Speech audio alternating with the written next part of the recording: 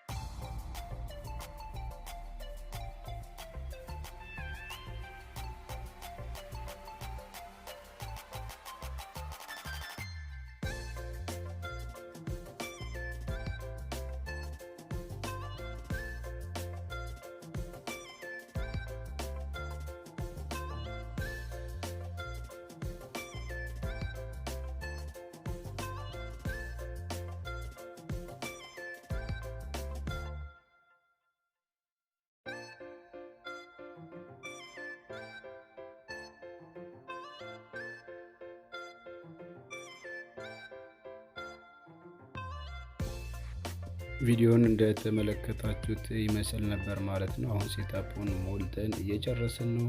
ቀጥታ እዚህ ጋር ስኪፕ እንለዋለን። ከዛ ቢጋን ኦልሬዲ ጨረስን ማለት ነው። ስልካችን አሁን በቀጥታ ከፍታለች ማለት ነው። እንደምትመለከቱት ምንም አይነት ፓስወርድ አይኖረውም ማለት ነው። ቪዲዮ ከተመቻችሁ ላይክ ሼር ከማል ነበርኩ። ባይ ቻው።